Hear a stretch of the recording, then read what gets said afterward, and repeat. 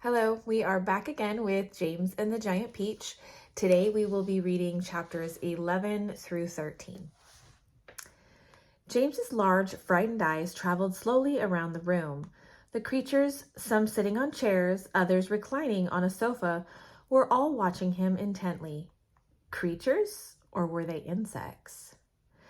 An insect is usually something rather small, is it not? A grasshopper, for example, is an insect. So what would you call it if you saw a grasshopper as large as a dog? As large as a large dog. You could hardly call that an insect, could you? There was an old green grasshopper as large as a large dog sitting on a stool directly across from the room from James now. And next to the old green grasshopper, there was an enormous spider. Next to the spider, there was a giant ladybug with 9 black spots on her scarlet shell. Each of these 3 was squatting upon a magnificent chair. On a sofa nearby, reclining comfortably in a curled-up position, there was the centipede and an earthworm. On the floor, over in the far corner, there was something thick and white that looked as though it might be a silkworm, but it was sleeping soundly and nobody was paying any attention to it. Every one of these creatures was at least as big as James himself, and in the strange greenish light that shone down from somewhere in the ceiling, they were absolutely terrifying to behold. "I'm hungry," the spider announced suddenly, staring hard at James. "I'm famished," the old green grasshopper said.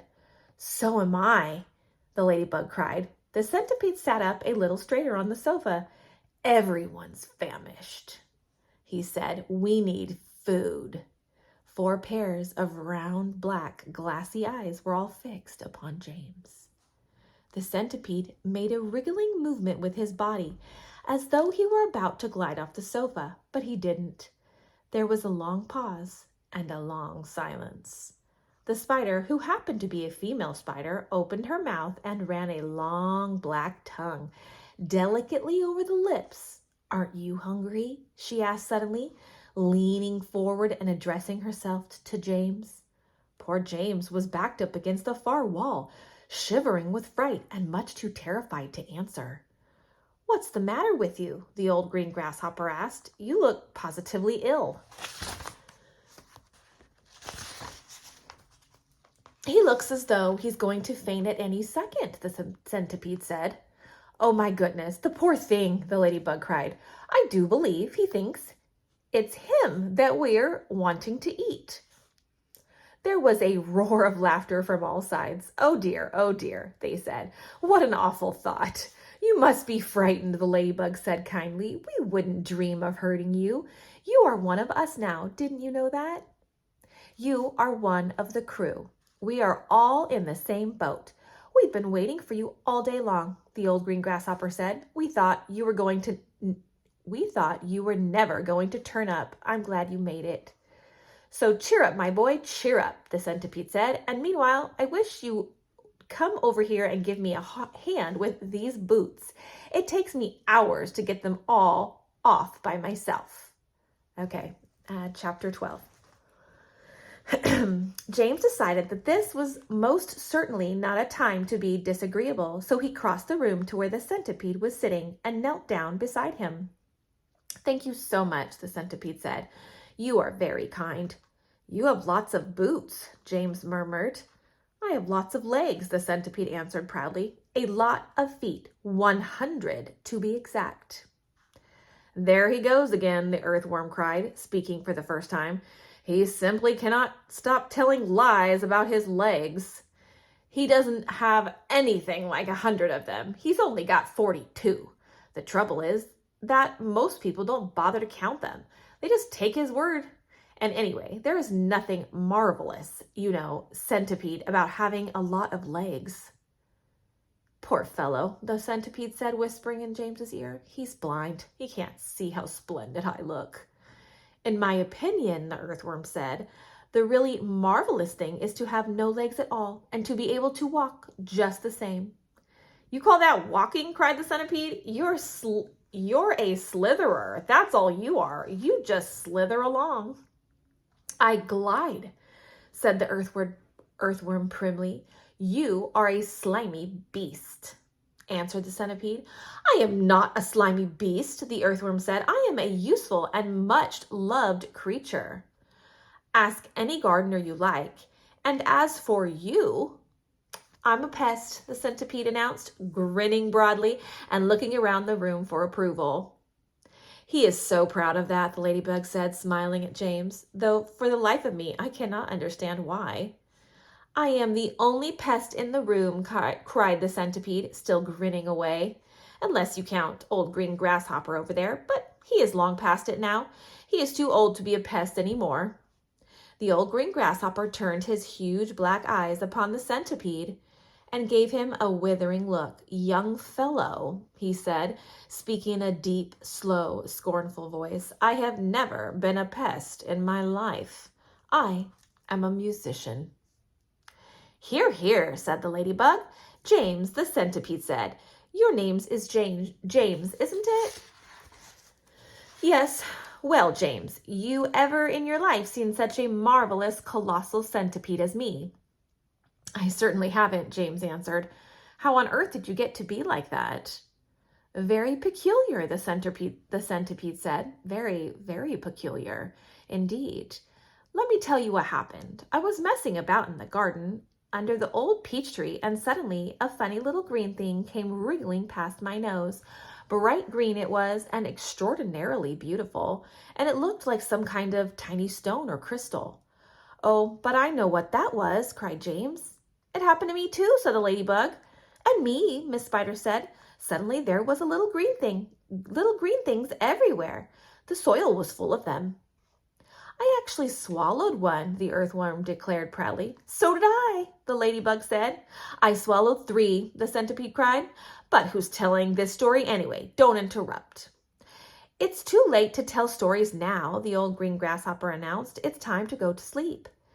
I refuse to sleep in my boots, the centipede cried. How many more are there to come off, James? I think I've done about 20 so far, James told him. Then that leaves 80 to go, the centipede said. 22, not 80, shrieked the earthworm. He's lying again. The centipede roared with laughter.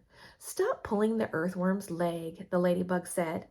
This sent the centipede into hysterics. Pulling his leg, he cried, wriggling with glee and pointing at the earthworm.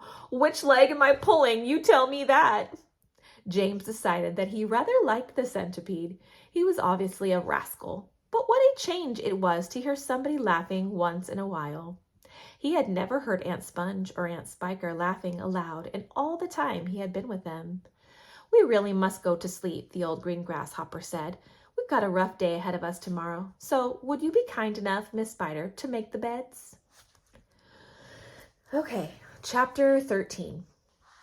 A few minutes later, Miss Spider had made the first bed. It was hanging from the ceiling and suspended by a rope of thread at either end, so that actually it looked more like a hammock than a bed, but it was a magnificent affair, and the stuff that it was made of shimmered like silk in the pale light. I do hope you find it comfortable, Miss Spider said to the old green grasshopper. I made it as soft as silk as I possibly could. I spun it with gossamer. That's much better quality thread than the one I use for my own web. Thank you so much, my dear lady, the old green grasshopper said, climbing into the hammock. Ah, this is just what I needed. Good night, everybody. Good night. Then Miss Spider spun the next hammock, and the ladybug got in. After that, she spun a long one for the centipede and an even longer one for the earthworm. And how do you like your bed? She said to James when it came to his turn. Hard or soft? I like it soft, thank you very much, James answered. For goodness sake, stop staring around the room and get on with my boots, the centipede said.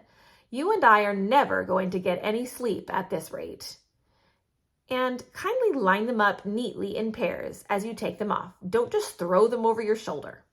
James worked away frantically on the centipede's boots. Each one had laces that had to be untied and loosened before it could be pulled off.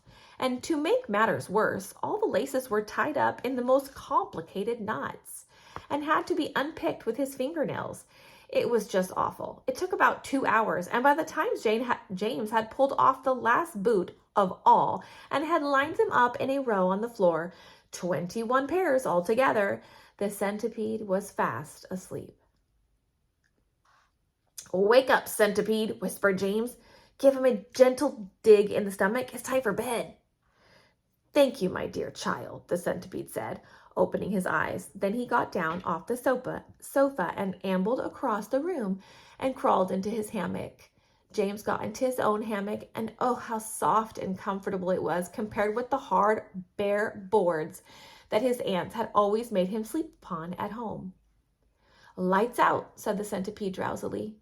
Nothing happened. "Turn out the light," he called, raising his voice. James glanced around the room, wondering which of the others he might be talking to. But they were all asleep. The old green grasshopper was snoring loudly through his nose. The ladybug was making whistling noises as she breathed, and the earthworm was coiled up like a spring at one end of his hammock, wheezing and blowing through his open mouth.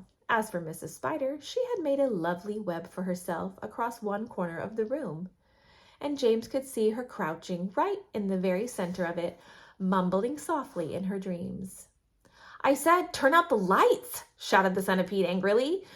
Are you talking to me?" James asked him. "Of course I'm talking to you, the centipede answered. "That crazy glowworm has gone to sleep with her lights on." For the first time since entering the room, James glanced up at the ceiling, and there he saw a most extraordinary sight. Something that looked like a gigantic fly without wings. It was at least 3 feet long, was standing upside down upon its 6 legs in the middle of the ceiling, and the tail end of the creature seemed to be literally on fire.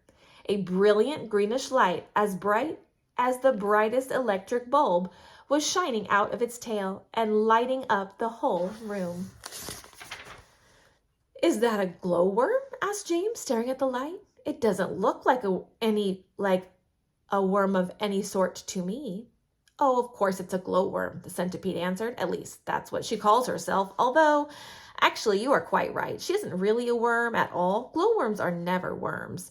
They are simply lady fireflies without wings. Wake up, you lazy beast." But the glowworm didn't stir, so the centipede reached out of his hammock and picked up one of the boots from the floor.